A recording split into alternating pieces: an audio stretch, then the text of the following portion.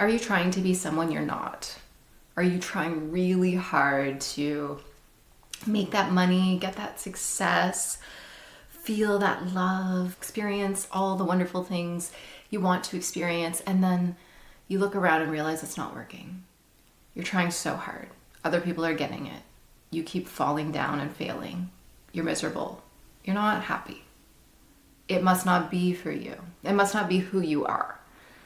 If you can't have it, if you can't make yourself do the things you say you want to do, then it must mean that it's not actually who you are.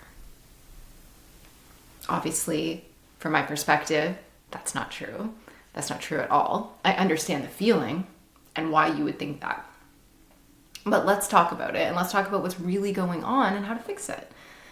Because it's not that you are trying to be something that is outside of you. It's not even that you're trying to be something that your body doesn't know what it is. It knows. It's wired in you. You wouldn't be thinking about it, dreaming about it, wanting it, feeling that pull toward it if it wasn't something within your awareness already of the possibility of being it.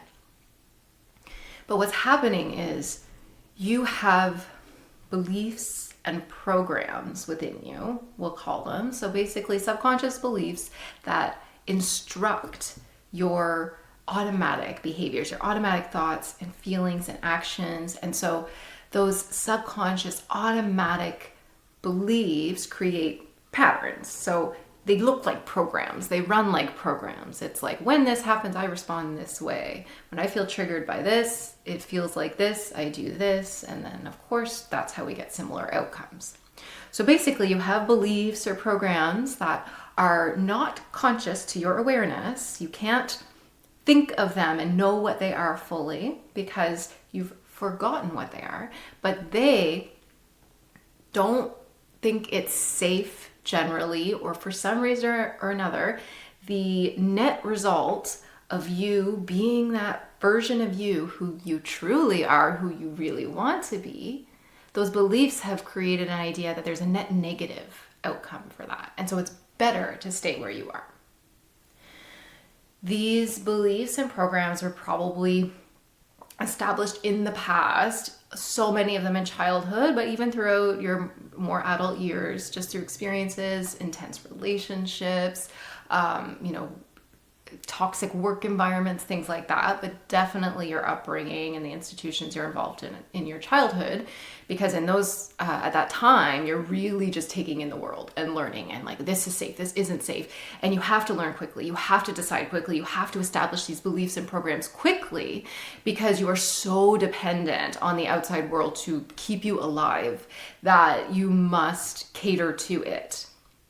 So, often in our youth, but also throughout our life, we learn that who we want to be, meaning who we truly are, that thing we're called to express and experience ourselves as, gets rejected.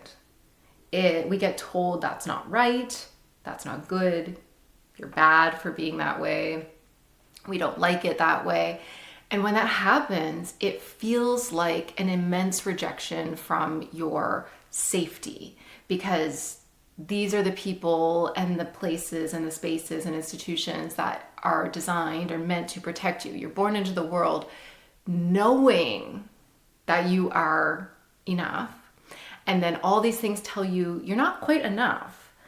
And so you start catering your beingness, you start changing who you're being to match those spaces and people and institutions so that you can remain being protected and provided for and receiving the maximum amount of love and affection and care that you can receive from them. And sometimes, unfortunately, that is like very little.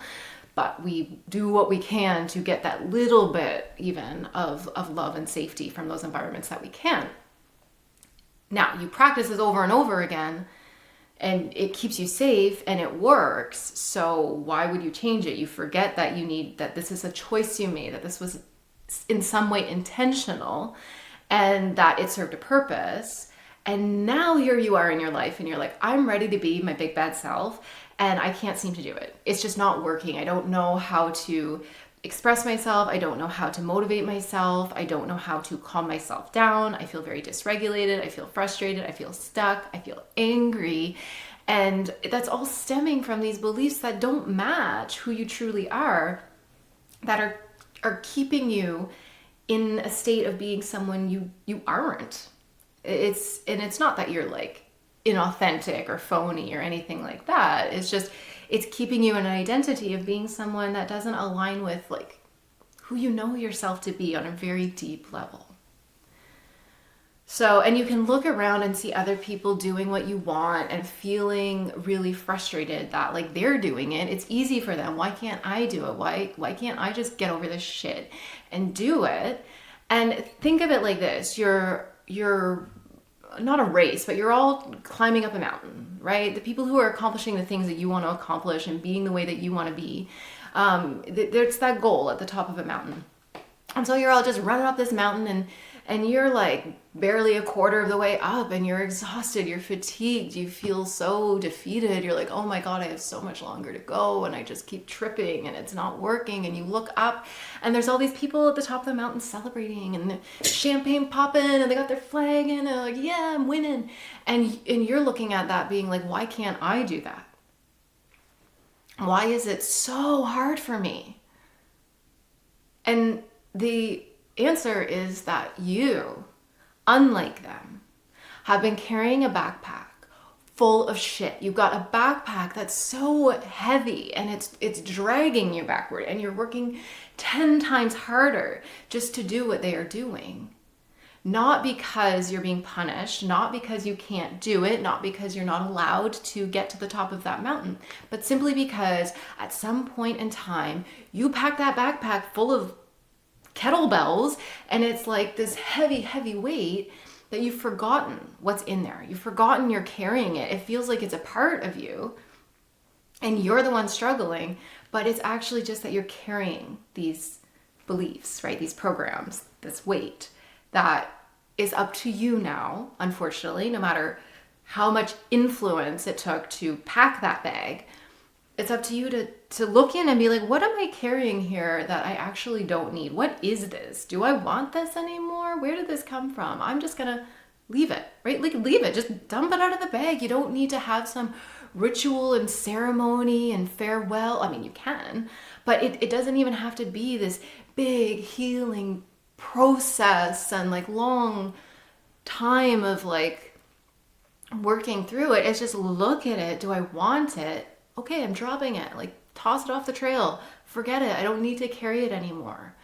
And so those heavy weights are things that you started believing from a young age. And the thing is, at some point in time, when you put those heavy weights in your backpack, it was to benefit you. I have never come across a client with a limiting belief that was solely meant to punish them. Ever. Ever, ever, ever. When you find a part that feels like it's punishing you, you dig deeper and you always find out that it's trying to protect you. It's trying to punish you first before someone else punishes you, and it feels worse. You know, I can take my own criticism, but it's so much harder when it comes from my mom. So I'll give it to myself first, right? So we put these weights on, this heavy load that we started carrying, maybe to make yourself stronger, right? To carry you through a difficult situation the best that you could.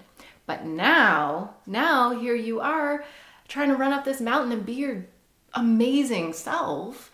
And it just is so hard and it feels wrong. It feels like there's a force pulling you backwards saying, you can't be that. Who do you think you are? You think that's for you? No, that's for everyone else who's already made it up there. And all those people who are meeting them up there, like they know what they're doing. They can do it. I don't know who you think you are, but you're someone who struggles. You're someone who trips and falls. You're someone who gets halfway up and rolls back down. You should stop climbing. But that's not the truth. That's just from your observation of what's happening, the assessment you're making. But you haven't turned around, taken that bag off and looked. Okay, and so what's the metaphor of the bag is like your subconscious beliefs. So you've got to look at what beliefs are you carrying that you created. Now we're not blaming yourself or being like, this is all your fault. No. You did exactly what you needed to do to cope. 100%. Those beliefs benefited you. They were there for a reason. But you just forgot. You've just forgotten where they came from. You forgot that they weren't meant to be forever. And they're there.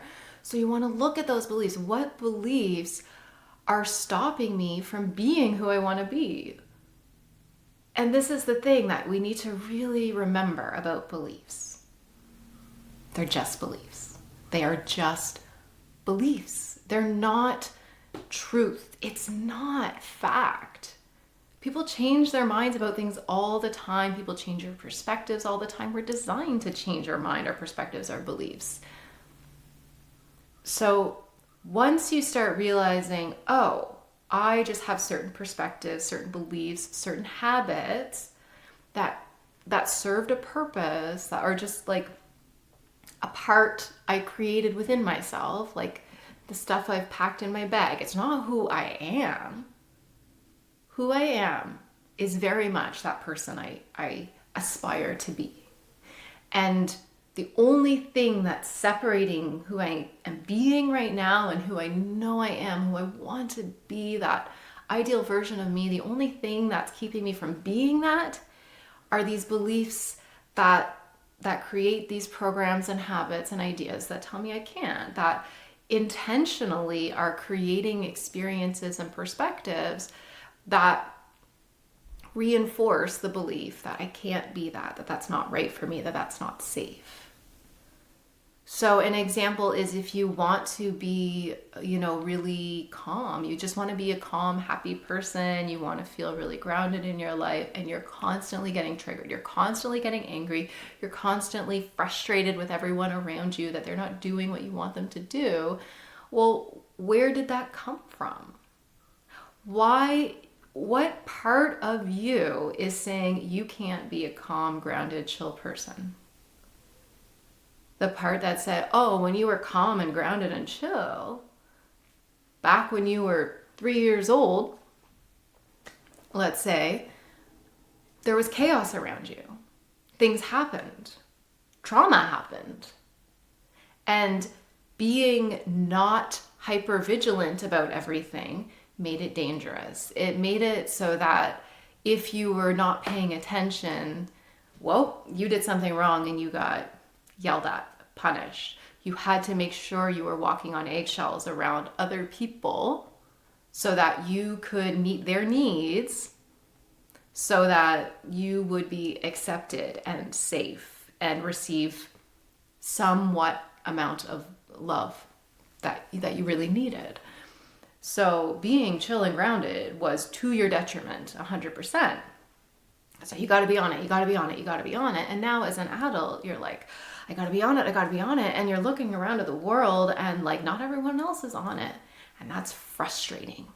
That is so frustrating. Why? Because it's not who you are.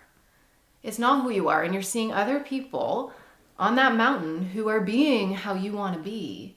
And you're like, no, but I can't. I can't be that way. I can't be that way. Why can't I be that way? I don't know. I've forgotten. But when you go inward and you look and you address those limiting beliefs, you realize like, wow, I really, really needed to protect myself that way. And like my body and my subconscious mind is kind of afraid to let go of that hypervigilance and that, resistance to just being calm. Because when it wasn't protecting me that way in the past, things were really scary and bad. Now I'm an adult, things are really different, but that belief, it doesn't know that. It was created way back when I was 3. That belief was created in the mind and experience of a 3-year-old, right? We don't, it's not to say it's juvenile, but the perspective that the younger version of you had who created these beliefs are often, they just don't know what you know now. So it's up to you to kind of look at that belief on an emotional level and understand why that version of you created that belief and what purpose it served, to understand that it wasn't here to hurt you, but also understand that actually it is hurting you now. And then from that kind of feeling through it, understanding it, looking at it, self-inquiry or inquiry, self-discovery, self-understanding, self-acceptance, then you have self-leadership. Then you tell that belief that you don't need it anymore, right? You decide that that kettlebell or that heavy weight that you've been carrying, it's just not serving a purpose. It's only hurting you. It made you strong at one point. It was good to carry it at one point, but it's just like literally so not who you are, has nothing to do with who you are or who you want to be. So you can just get rid of it. You just let it go. And so the main point here is that being who you want to be is not about convincing yourself that you are it and forcing yourself to do things that you don't want to do, or, following down this, like, I should do this, I should be that, it's just, you want to be a certain way because you want to be a certain way, because it's who you are. And you don't have to manipulate yourself into being that person. You don't need to have all these practices and like exercises and tools and techniques and everything to try to like make yourself believe that you are who you want to be, because it's deeply calling from within you. I am this. This is who I am. You're blocking me from being it. These parts and these beliefs are like blocking me from just being who I want to be. So you actually just want to let go. You just want to let go of what's stopping you from being who you want to be. Not trying to make yourself into and contort your mind and your body and your actions into pretending you're something.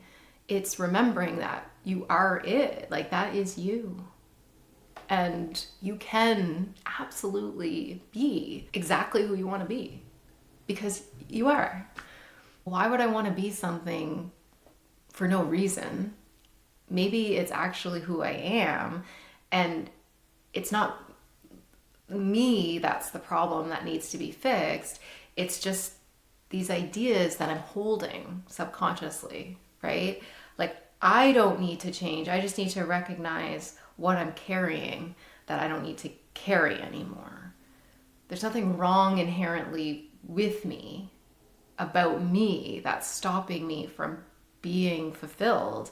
It's just that I've created patterns, programs, beliefs that tried to protect me from being that person, because being that person wasn't the best option when I was young and really relied on everyone else, or in a toxic or traumatic situation and needed to cope, right?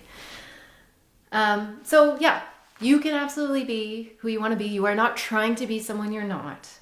You know who you are deeply. Trust that. And the work, so to speak, doesn't have to be this years-long grueling process, but it's just a very real internal introspective experience of, okay, well, what do I actually believe is true that maybe isn't true? What actually have I been holding on to for a long time that I can let go of? Okay, so if you want to work with me, this is the exact process we go through in a hypnotherapy session. You can book a free consultation to chat if you're interested. All right, I'm wishing you all the very best. Take care.